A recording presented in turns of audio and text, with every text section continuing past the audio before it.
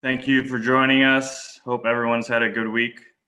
We're excited to be joined by quarterback Gardner Minshew II, live from Brandon, Mississippi. Gardner wanted to say a couple words, and then we'll get into questions. So, Gardner. Yep. What's up, guys? It's been a while. Appreciate y'all hopping on. Glad you're getting to see me. Look forward to talking to you again. It's going to be fun. Thanks, Gardner. We'll go to Hayes Carline for the first question.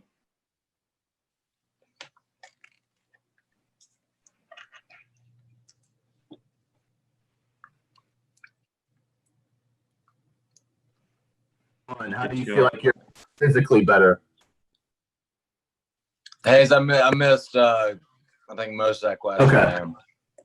All righty. Gardner, it's good to see you. I appreciate your time. What kind of physical strides did you set out to make this offseason, and how do you think that process has gone for you? Yeah, it's good to see you too, man. Even though you don't have your camera on, that's cool though. But it's been good. I've been trying to really every asset, just bigger, faster, stronger. Really putting an emphasis on trying to figure out the best weight for me to have as much arm strength as possible while maintaining as much speed. So just figuring that out. It's been a fun process. Had a lot of help. Coach Anthony Tamburello. Been training with him a lot down in South Florida, and also with using Coach Milo's stuff with the Jags. Kind of a joint effort there. We've been able to, I think, get me moving in the right direction. Well, thanks, man. I'm in a nightclub in Costa Rica, so come join me when you're done with this. They sort of heck yeah. Stay safe, Hayes. We'll go to John Shipley. Hey, Gardner. Good to hear from you again. I hope you and your family are doing well. Obviously, you won't really know this until you get out on the field for training camp, but how much of an advantage do you think it will be just whenever training camp begins for you to have all the reps with the starters, unlike, last year where your first reps with them really came in week one when the season began? Yeah, no, I think it's huge. I think you get to build those relationships, get a lot more timing with those guys, get to know what they like. They kind of get to know what I like, and just build that trust there. I'm very excited for that. And, I think even just now, being able to have those conversations with them has, that being the ones that, receivers, tight ends, running backs, linemen, I think that's already given us a leg up from last year. Thanks, Gardner. Yep. Thanks, John. We'll go to John Reed. How you doing, Gardner?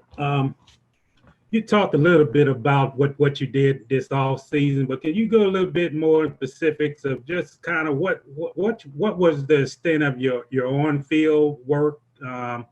Also, did you try to call any of the receivers or try to get something together for some on-field work with them? Yeah, so since I guess the day after the Super Bowl, I've been going like 6 days a week for the last however many months it's been. It's been a lot of fun seeing growth in yourself and your game. I've been talking to the receivers, everybody. We're working on should be back in Jacksonville soon. We'll be able to get some field work there. We've been doing some players only walkthroughs virtually that have been, I think, helping guys learn. And also just getting us together. And then I think moving forward, we're also going to try to get together a little bit more, before camp to kind of get what reps we can, while being, safe and smart. Thank you. Thanks, John. We'll go to Demetrius. Hey, Gardner. It's great to see you again. I hope you're doing well. Last season, you were able to get in there early on. You made plenty of throws, and many people applaud you for your ability to escape out of the pocket and make sort of off-schedule throws. How do you feel that you've done balancing, staying within the pocket and escaping? And now that you sort of had time to reflect on it, how do you feel you've done in your progression as a quarterback? Yeah, I think, by the end of the year, I think the biggest thing was just ball security and the fumbles that come with that. And I think when I came back in, I did a little bit better job. and just having that awareness, of when to call a play dead, when to, keep pushing, try to make the big play. As a credit to, the coaches, around me, teach me up. And, I think that's something I'll just continue to strive for and, find that balance.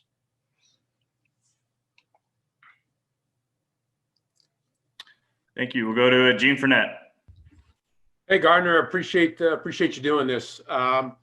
Could you talk a little bit about how much getting off to better starts and not playing from behind will be a point of emphasis for the offense this season? And is that something that you thought about when you reflect back to last year? You were trailing 13 times at the half last year. Granted, not all of those were your starts, but you did have 4 come from behind wins in those situations.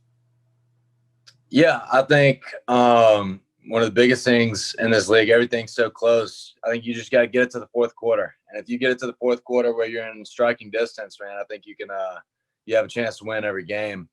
I think, more than anything, we got to give ourselves more chances than we did last year. And that is going to include jumping out earlier. Thanks, Gene. We'll go to Cassidy next. Oh, wait a minute. Hi, Gardner. Nice to meet you.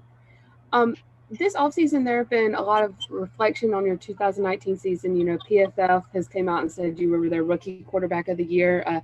Jim Nagy said if there was a redraft of last year, you'd probably be in the first or second round. Is that more validation for a rookie season when you're thrown into the fire, or does it give you more pressure now going into a sophomore season, knowing there's a ton more eyes on you? Yeah, I don't really, necessarily care about all that. What I care about is like when, guys on our team, come and tell me that they're behind me, they believe in me. When I feel like I've earned the respect of those guys, that's what the opinions I really care about. And I think as long as I have that, we're going to build this thing together. And I think it's going to be very exciting. Do you feel like you have that yet? Yeah, I think we're definitely getting there. I think through what we did last year, and also, it's a little different this year with how, we're not in person, but, just trying to grow and develop those relationships, from distance right now, but hopefully here together, we'll get back together soon. Thanks, Gardner. Thank you. Thanks, Cassidy. We'll go to Brent Martineau. Hey, Gardner, what's up? Just a quick follow-up to some of the strength questions. Have you added weight? Are you the same weight, just redistributed, just putting on muscle? Yeah, I gained probably like 10 pounds after the season, got up to like 230, and then I've cut back down to where I'm really just holding better weight, I feel like. So now I'm anywhere like 222 to 225. Just with more than anything, with just emphasis on, where I feel good running and where I feel good, having enough juice on the ball. One more, this time off, has it been kind of good for your body, good for your mind to reflect on what you just did the last, whatever? It's a long period of time coming out of your college season into all that draft process, then the rookie year, the way it was. Have you reflected at all at what's happened really in the last, 8 to 10 months now that kind of you're the man in 2020? Not really. I'm not big on looking back. I'm more, concerned about what we're going to do moving forward. I think you take what we did well this past season, learn from it, take what we didn't do as well and learn from that. But I think it's all in an effort to get us better for the future. Thanks, Brent. We'll go to Mike Duraco. Hey, Gardner. What was your reaction when finally got through free agency and the draft and they didn't take another quarterback high and they didn't sign one of those big free agent quarterbacks, and that clearly meant that this was your team? What was your reaction when you finally got through that process? It didn't change anything that I do. I'm still going to work the same way, still going to lead the same way. I had conversations with Dave Caldwell. I told him, do what you think is best for this team. I believe that I'm going to give us the best chance to win no matter what. And I just got to prove that every day. And I'm excited for the opportunity to be able to prove that. One of the things the Jags talked about that they liked about you in the pre-draft process was your high football IQ. So this is, I guess, going to be your fourth offense in 4 years if you go back to college. Does learning offense come easy to you? I'm just interested in that process and how how that works for you. Yeah, I think just the more that you have to do it, which I learned, I think it was 5 offenses in 4 years in college, which that doesn't even make sense, but that was the truth. The more complicated NFL offenses, but still just keeping that same process of, of learning how much repetition, how much, different ways and different, whether it's hearing recordings, whether it's writing it out, whether it's, just reading or a combination of both. I think just learning your own process is key for that. Does this, because it's virtual now, is this forcing you to change maybe the way you're picking this up because you don't have the benefit of immediately going out there on the field and team reps? Yeah, it's different. When I was at Washington State, this was kind of a similar thing because I wasn't there for the spring, so I had to do a lot of it on my own as well. But I mean, we've been fortunate. We're meeting every day with Coach McAdoo, Coach Gruden, the other guys in the QB room. I think we're all helping each other, and getting as good a work as we can. And then I think you have to take ownership on your own as well. Thanks, D-Rock. We'll go to Mia O'Brien. What up, G? Hope all is well, friend. Just curious. I know you were down in Fort Myers, like you said. Then you get shipped home. You probably were not planning on going home, I don't think. Can you describe what these last 3-4 months of quarantine has done for you and your training and the schedule you had when you set for yourself back in February? No, it's been great. Honestly, just being able to stick to the schedule. I feel like we've been able to refine our routine to where we're getting, really efficient work right now. And I think it's exciting when you start seeing results and you see yourself getting better.